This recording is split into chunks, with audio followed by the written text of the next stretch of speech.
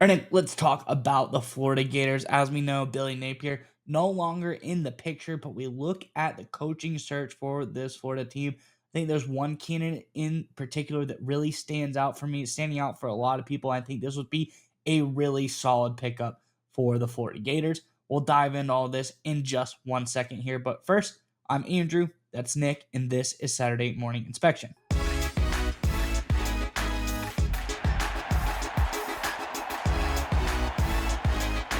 All right, Nick, as I alluded to, Florida coaching search going on. A lot of great candidates out there. Good news for Florida, but I think one guy in particular is really starting to stand out. So let's get into the article and we can talk more about everything on the other side.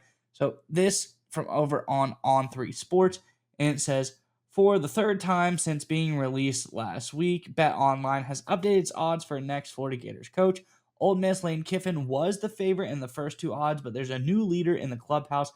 Missouri coach Eli Drinkwitz is now listed as the favorite for the job at minus 105 odds, according to Bet Online. Drinkwitz 44-26 at Mizzou, 6-2 this season after going 10-3 last year and 11-2 in 2023. So very good records. Done a great job the last few years at Mizzou. Mizzou looking really, really good this year as well. Just to give everyone the whole picture here, these are the current betting odds for the next Florida coach. You see Drinkwitz at the top. Underneath him, James Franklin there. Kiffin still in third place.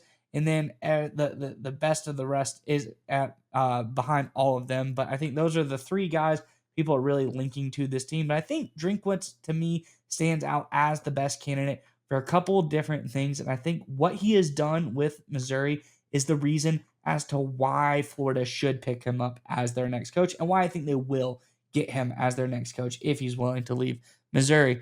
If you look here for the Gators and we see what is going on here between Drinkwitz and Billy Napier, we have their last few seasons. Drinkwitz obviously with Missouri, Napier with Florida. And first, look at Napier.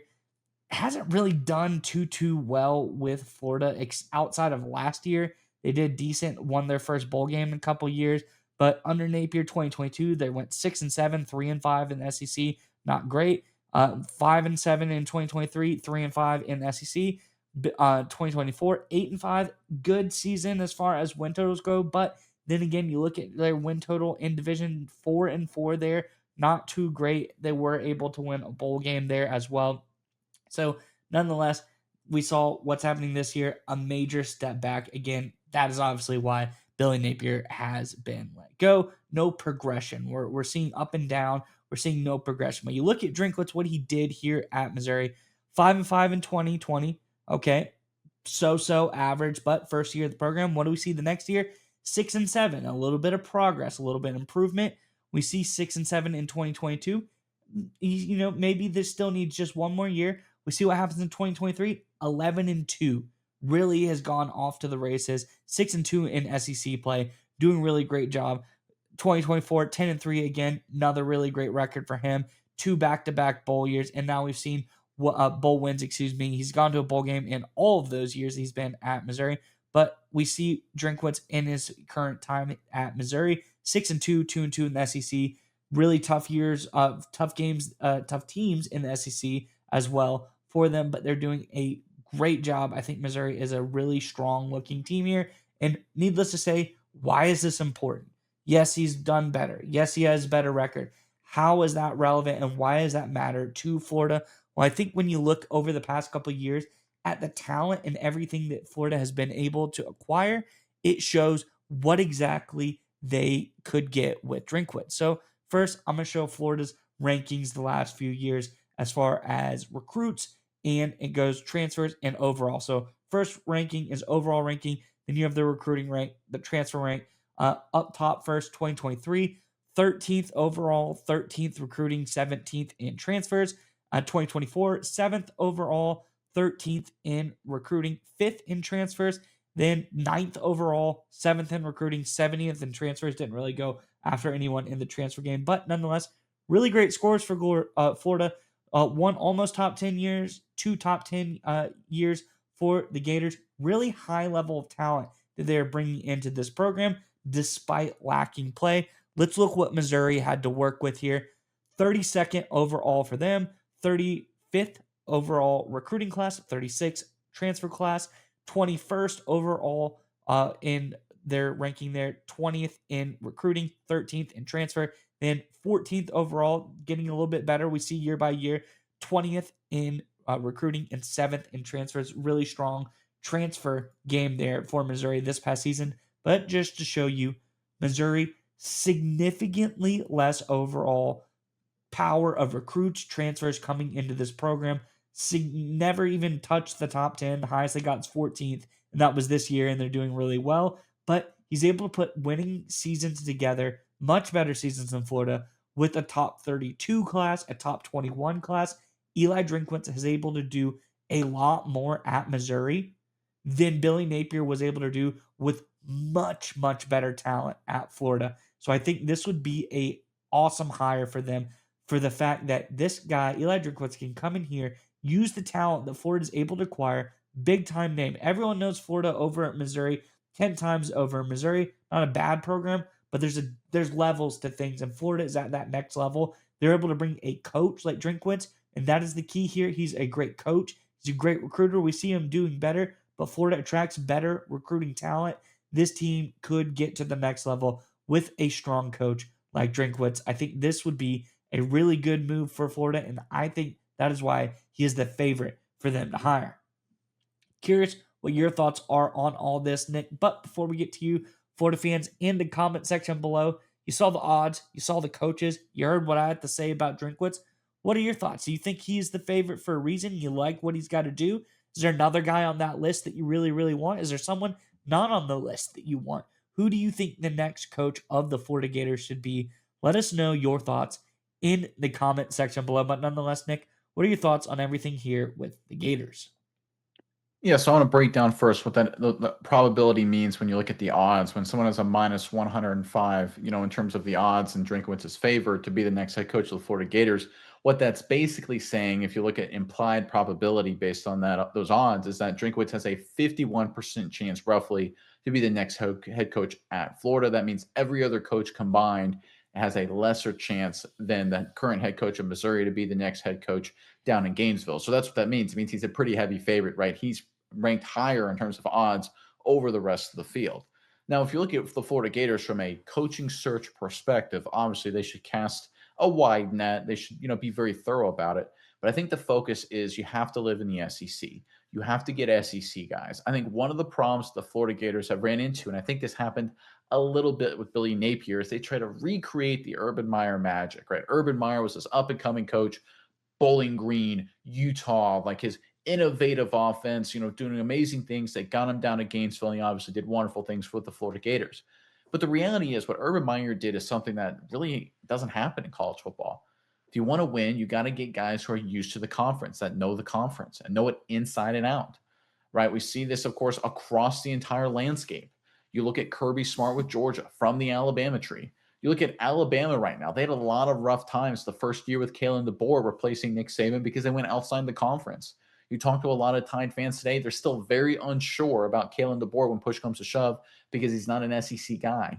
Steve Sarkisian in Texas, Brett Venables in Oklahoma, right? They went outside, the normal standard. I know Sarkisian coached some in Alabama, but he's an NFL guy by trade and, spent some time out west at USC. And he's in Texas, and he's having a lot of problems in the SEC, right? He lost to Florida, for example. We see this with Venables in Oklahoma, right? We saw this with Texas A&M and Jimbo Fisher. And I know Jimbo Fisher has connections throughout the SEC with his time there, but the reality is he's all over the map in terms of where he's coached collegiately. Brian Kelly at LSU, he's from Massachusetts, made his money at Notre Dame. The reality is you need an SEC guy. You don't need a big name guy in terms of, I know people look at James Franklin, right? No offense to Franklin. No, that's good. Don't need him. Give me an SEC guy. And I can already see people right now in the comment section, Will Muschamp. Doesn't mean it's guaranteed. But let's be totally honest. If you look at Will Muschamp's record, compare it to Billy Napier's, what do you think?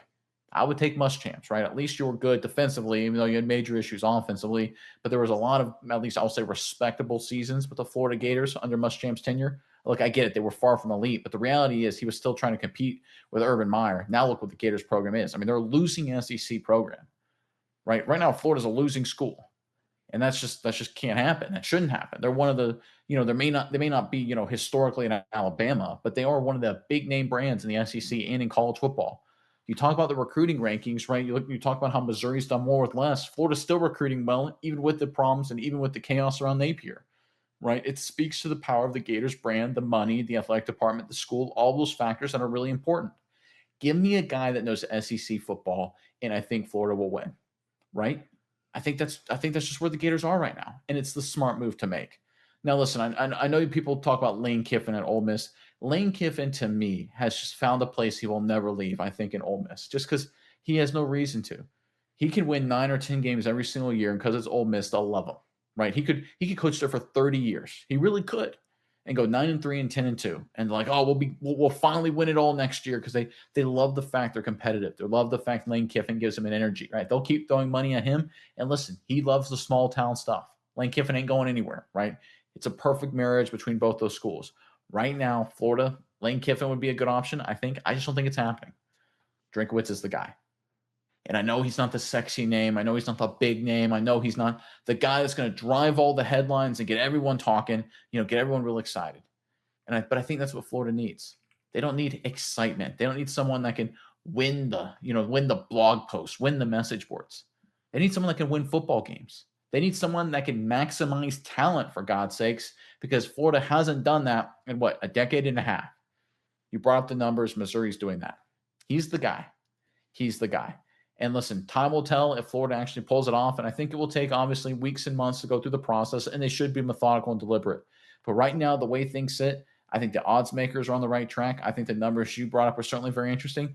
I don't see why the Florida Gators would look any different. The right coach, the perfect next coach for Florida, my opinion, is currently already in the SEC. Get the guy from Columbia, Missouri, not South Carolina. Big difference there. Make sure you get that right. Get the guy from Columbia, Missouri, down to Gainesville, and I think this Gators program can be heading back in the right track. Yeah, I think what you say about some of these other coaches on here, I don't think Kiffin is leaving Ole Miss. I think that, like you said, that's a program. They love him. He loves them. They love what he's doing. So I don't think he's has any reason to leave. It's a top tier program. They're able to do whatever they need to do there. Have plenty of money. I think you look at a guy like James Franklin, and just to play devil's advocate here, this is a guy who's at Penn State. They got lots of top tier talent, a big time program in the Big Ten. He didn't do a whole lot with what he got comparatively for what Florida is wanting to do. James Franklin was competitive. They made the college football playoff, but no one ever really saw them as a serious threat to go all the way. It's kind of, who's going to knock them out first? What SEC team are they going to run into, to get knocked out? Are they going to be able to beat Ohio State? No, they can't beat Ohio State. Not going to happen. So you want a guy like James Franklin who can do well, good enough, and, make it fun. You're competitive, like the Lane Kiffin effect and Ole Miss, but you're never really going to be a competitor. No, that's not what you want. You want a guy who he is going to upgrade your team, not keep you at the status quo. And that's what I think you get with Eli Drinkwitz. You bring him to a program, it's an upgrade for him as far as access, as far as money, NIL dollars, as far as blue blood, blue chip status of the school, as far as the talent that name alone can bring in at Florida. Big upgrade for Drinkwitz. For Florida, big upgrade in coaching a guy who has outcoached the talent that he is able to get. He was able to put together much better seasons in the same conference as Florida with much less talent. So I think this is the obvious candidate for me. I think he's looking really great. Glad he's the favorite. I hope it gets done, because to see a strong performance, a strong coach down in Florida once again makes everything right in the role. I think it'll be a better SEC if Florida is a good team. And just one final point to hit on. I brought up Muschamp. You can talk about Dan Mullen, and I just pulled up the records just to make sure.